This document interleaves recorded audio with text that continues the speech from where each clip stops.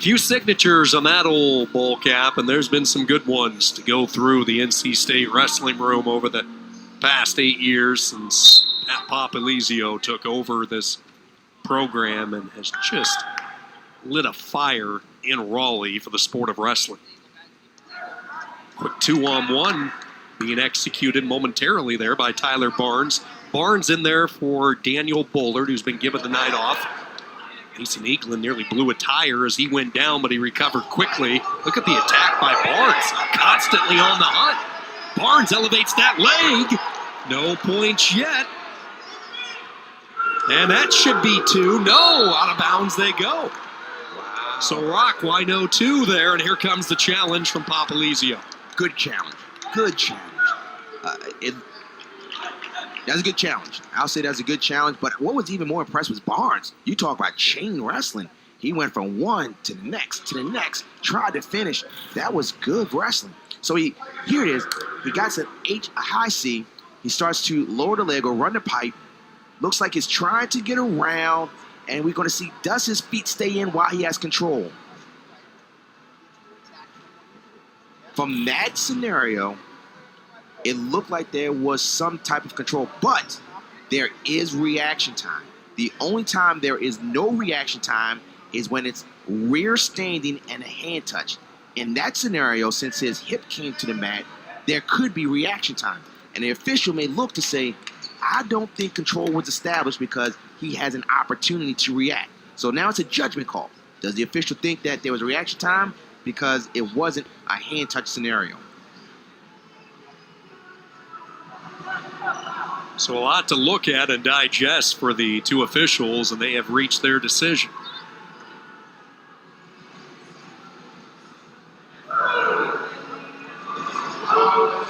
No points. Each team has lost their challenge. Apparently, and evidently, the official believed that control was not established. But one thing that doesn't matter, doesn't stop Barnes' motor. He's still coming. You aren't kidding. He has just come out flying. Barnes, 16-9 this year out of Rock City Falls, New York. You know what? And this is what you do. When you get an opportunity to wrestle, you want to show your coach that you will perform. You're not going to go tentative. You're going to go out there and create environments and situations to score. And Barnes is doing it. He's saying, Coach, you give me a shot, I'm going to keep coming. He was a highly decorated wrestler. The Northeast has been a steady area for Pat Papalizio. Remember, he was the Binghamton head coach, and he built a lot of connections in that neighborhood. And one of those was Barnes, as we talked about, the New York State product. Had a stretch where he won 87 straight matches in high school, over 220 career wins. You know what? I'd be a little intimidated if I wrestled someone that has a Grim Reaper on their left calf.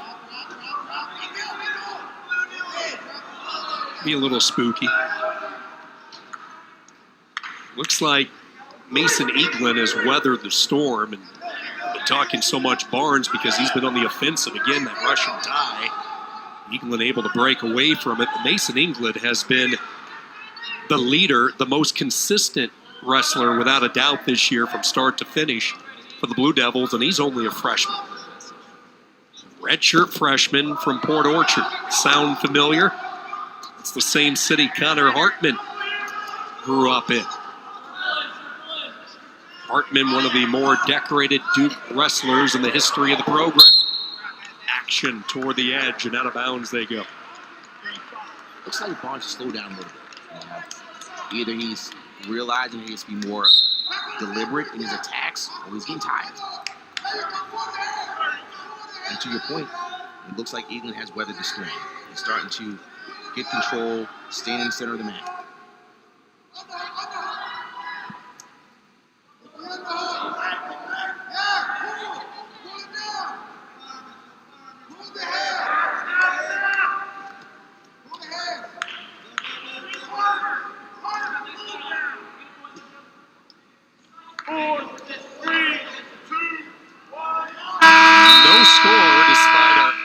Flurry of activity from Tyler Barnes. And there is Mason Eaglin, Port Orchard, Washington, Connor Hartman, Duke's most decorated wrestler. He was a 4-time NCAA qualifier, a 3-time All-American.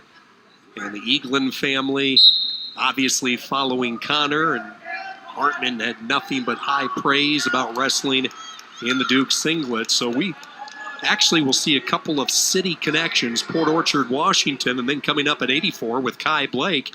He's from Greenwood Village. That's the home of the 4 Fine Silvers. It's pretty common, Rock. You have a positive experience with a wrestler from a city, word spreads, and all of a sudden, before you know it, you have a steady stream of athletes coming to your program. Not just for the schools, but also families. When someone has a positive experience, family or just at a school, they talk. And you want people talking about positive experiences at your school. And obviously Duke and NC State has benefited with positive experiences with wrestlers from the same school and from the same family. 1-0 Eaglin with the escape in this period. Halfway through second period, Wolfpack in control in the team score. Upper right-hand corner, 26-3. And it seemed like Eaglin has got back to where he's feeling out how he wants to control the match. And Barnes has not shot nowhere near as much as he did in the first 2 minutes in the first period.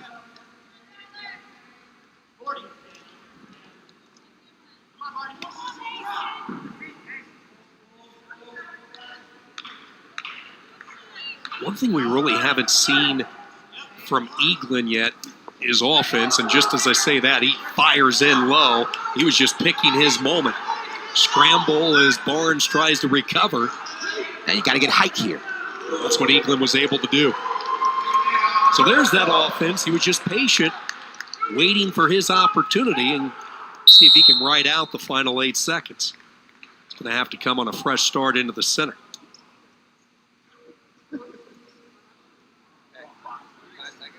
Not sure what happened here. I didn't see a signal from the official.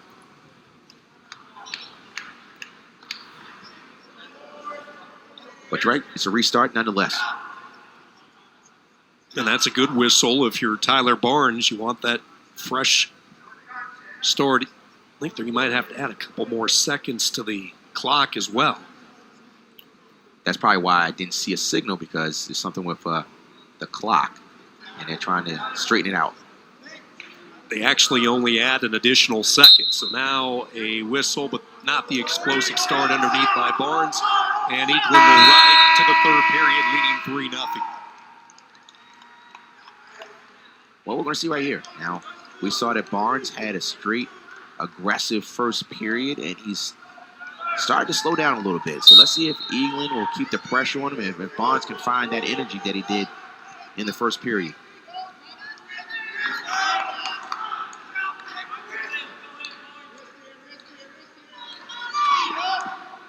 And we want to pay attention to the riding time.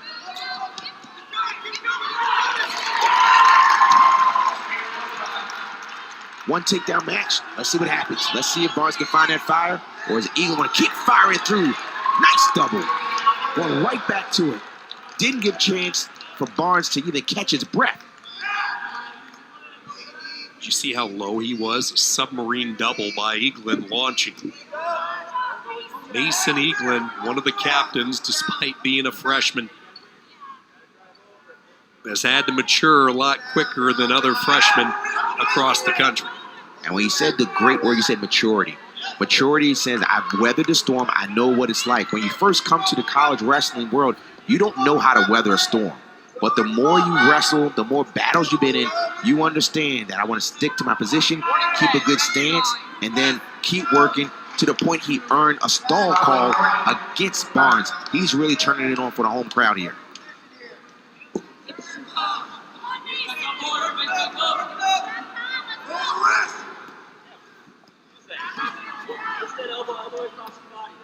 Conversation with Glenn Lanham earlier this year. We talked about the similarities. We talked Port Orchard, and the home of Connor Hartman. We said, well, what are these two like on the mat, off the mat? Do they have similar personalities? And says, yeah, they really do. Both very even-keeled, nothing affects. Talking Connor Hartman and Mason Eaglin, very grounded.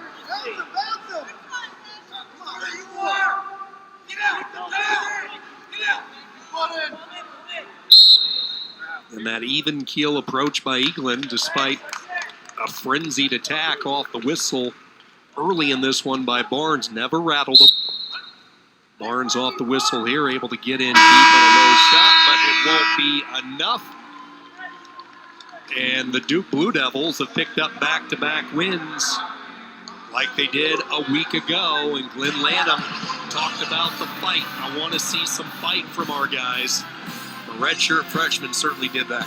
74-pounder lowers the shot, drives through, and gets the takedown. Duke has a little momentum. Come on back and see us. See what happens next.